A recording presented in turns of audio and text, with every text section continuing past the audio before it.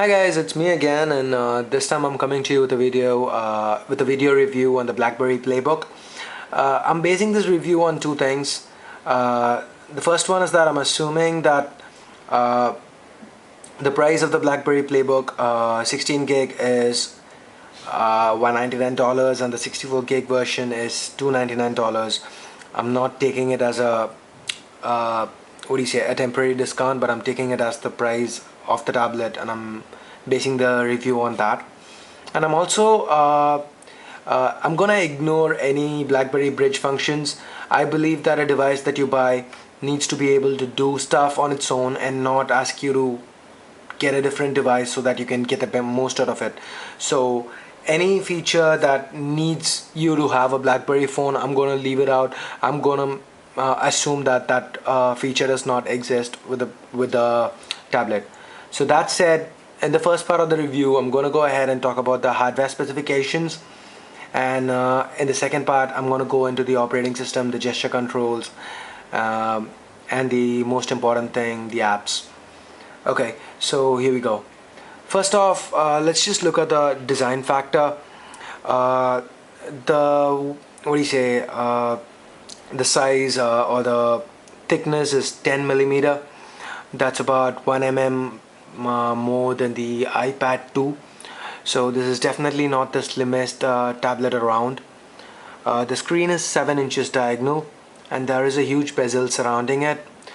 For the time being, I'll ask you to not consider the bezel as a disadvantage, and you'll know more about it once I delve into the software part of the video. So as of now, just take my word for it, the big bezel being there is a good thing.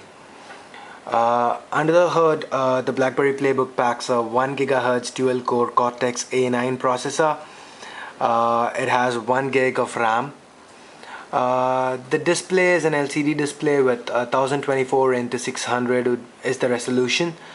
To give you a comparison, the iPad 2 has a resolution of 1024 into 768, but remember that's 10.1 inches, and this is 9.7 inches, and this is just 7 inches. So the pixel density is pretty decent. I guess it's around 190 pixels per inch. I guess I'm not exactly sure, but I'm guessing it's 190 ppi. 170 ppi. That's the pixel density. I'm sorry. Okay, so moving on to the physical ports over here. This would be the rapid charge port, the proprietary port of BlackBerry, and then your regular micro USB and micro HDMI ports. On top, here is the much talked about power button, and then you have your volume down, volume up keys, and the pause and play button, which I've never used. Okay, so just to give you an idea, people a lot of reviews will talk about how the power button is hard to hit, and yeah, it is not the easiest to hit power button. As you can see, it's very very small, but then again, every time I hit it, it responds. I'm gonna hit it like 10 times in a row, and you can see every time I get a feedback. So, and another thing is, you really don't need to use the power button unless you're turning off the tablet. For waking it, all you need to do is just swipe across and it wakes up, and the automatic timeout is gonna go ahead and put it back to sleep. So unless and until you plan on shutting down your tablet, which I don't do, and I don't think a lot of you would be doing as well, so unless you plan on doing it, you don't really need to worry about the power button. As far as connectivity goes, you've got your usual Wi-Fi, Bluetooth 2.1. That's pretty much it. And another thing that I wanted to talk about, this tablet does not come with a micro SD card slot. Most Android tablets these days do come with a micro SD card slot. The only popular tablet that's able to pull off, not including a micro SD card slot is the Apple iPad. Is Apple with the iPad and iPad 2 and their line of iPhones. The reason that they're able to pull it off is because they have a established base, and they were the first ones on the scene with the tablet PC, and they've got a lot of applications. They have a lot of different pros to outweigh the cons of, not having a micro SD card slot.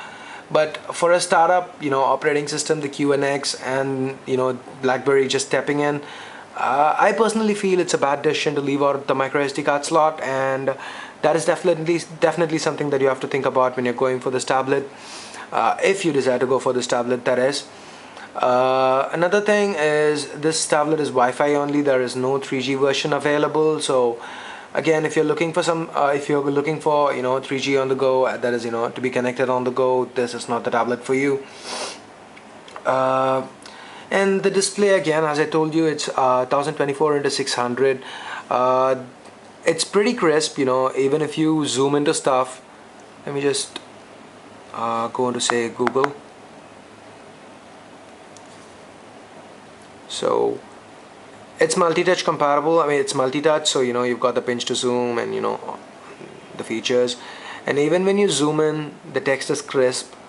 So this is definitely something that I have no issues using for reading a book from time to time. I don't have a problem with that. The device is, it's not gonna live up to, say, the Galaxy Tab 7.7's Super AMOLED screen. It's definitely not gonna live up to that. Just to give you a comparison, so yes, this is the Super AMOLED Plus screen, and this is the LCD screen. So yeah, there is a difference. Especially with regards to the level of the the deepness of the blacks. There is a definite difference, but for a sub $300 tablet, this is an amazing screen to have.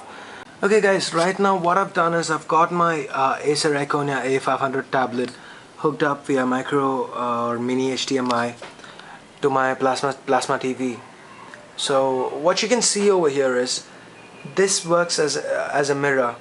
So say I'm watching a video, I want to jump out and check something online with an Android tablet. I need to go ahead, come out and do it. So if I'm sitting with, say, someone else, everyone needs to watch what I'm doing right now on the tablet. You'll understand what I'm saying once I demonstrate the same thing with the playbook. Just give me a minute. Okay, now I have the playbook hooked up to the plasma screen. Okay, so what I'm gonna do is I'm gonna go ahead and I'm gonna play a video on the playbook. I'm gonna go into videos, all videos, and I'm gonna play an episode, the demo video of the playbook. Okay, so as you can see, the display gets mirrored onto the TV. But the difference between an Android device and the playbook is that with the playbook you get this option over here. I'm sorry, I got the wrong one. Okay, this one. So what it does is it effectively turns your playbook into a remote control, and you see the video playing on the TV, but now your playbook is free to use. I can go ahead and I can use Google on my playbook. Right now I'm using the browser on my playbook, but the video is playing on my TV. So if I want to get back to controlling the video, I can go ahead, get back to the video by tapping this button over here, and now it's back to a mirror state. So that's pretty much it, guys, when it comes to the hardware standpoint for the BlackBerry playbook. The bottom line is it's got decent hardware specs. It might not be the slimmest or the lightest oops, I forgot to talk about the weight, didn't I? The BlackBerry playbook weighs in at 425 grams. There are some reports that say 400 grams, some say 425, but that is around the same weight that most 7 inches weigh. If you're going to discount the Samsung Galaxy Tab 7.7, which weighs in at a freakishly light 335 grams, but then again, as I said earlier, it's going to cost you somewhere around $800, and this you get this 64 gig version at $300. So that is the difference that you're going to pay for 100 grams. Apart from that, from hardware standpoint, what's bad is that the microSD, it lacks microSD support, it lacks 3G support. but the what do you say, the HDMI capabilities are awesome. The screen is pretty decent, so that's the bottom line from a hardware standpoint. And click the link that pops up right now so that you can view the next part of this review, where I talk about the operating system, the touch based gesture controls, and the apps, and we move on to the verdict of whether the playbook is worth the $199 or $299 that it's costing right away. I mean right now. So guys, if you like the video, click like, hit subscribe, and I'll see you at the next part. Thanks for watching. Have a nice day. Bye bye.